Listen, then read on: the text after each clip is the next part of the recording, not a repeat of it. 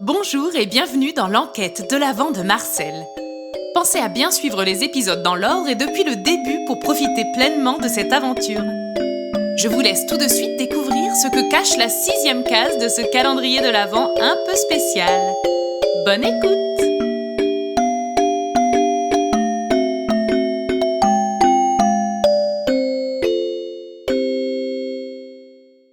Cette nuit-là, les garçons eurent bien du mal à dormir. 1000 questions allaient et venaient en un incessant balai de pensées incontrôlables. Qui donc pouvait bien chercher à entrer en contact avec eux? Quelle drôle d'aventure était-il sur le point de vivre? Serait-il à la hauteur? Ils se souvinrent tous les deux, et sans se le dire, tous les doux moments qu'ils avaient passés avec leur papy à écouter ces folles histoires de détectives. Ils ne leur racontaient pas tout car, d'après ce qu'avaient compris les garçons, certaines affaires devaient relever du secret d'État, tant ils les entouraient de mystères et de phrases du type « J'étais à un certain endroit, à travailler pour une certaine personne, c'était à un certain moment ». Mais peu importait à Gus et Léon, ils respectaient cette discrétion. Eux, de toute façon, ce qui les intéressait, c'était les détails croustillants.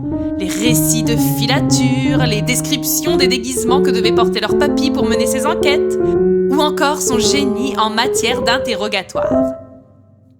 Il avait une manière si fine et si discrète d'interroger les gens qui faisait qu'il obtenait toujours leur confiance et avec elle leurs aveux immanquablement. Philibert Dupré, leur papy adoré, avait toujours été un véritable exemple pour les deux frères et ils ne pouvaient s'empêcher d'avoir une pointe de fierté en réalisant qu'à leur tour, ils étaient sollicités pour mener à bien une enquête. Ils eurent tant de mal à trouver le sommeil que lorsqu'ils s'endormirent enfin, ce fut d'un sommeil de plomb et ils n'entendirent pas les petits pas dans leur chambre.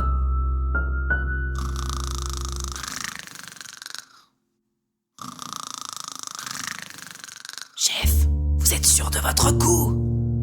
Vous avez une meilleure idée peut-être? Non mais enfin, regardez, celui-là il est carrément en train de baver dans son sommeil. Je répète ma question, avez-vous une meilleure idée?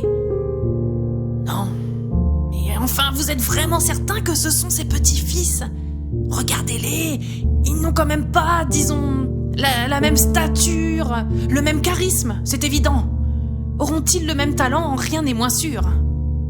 Et que croyez-vous? Si le Père Noël n'avait pas laissé sa chance à Philibert à ses débuts, jamais il n'aurait pu faire ses preuves ni même devenir celui qu'il est devenu. Et puis, l'indicomètre était formel. Et si vous voulez tout savoir, le Père Noël lui-même était ravi d'apprendre cette nouvelle et a laissé sous-entendre que si l'indicomètre avait suggéré d'autres personnes, il aurait sans doute fait jouer son autorité pour tenter d'en influencer la réponse dans ce sens. J'ignorais tout cela, chef. Je sais. Maintenant, si vous le voulez bien, trêve de discussion. Il faut les emmener avec nous.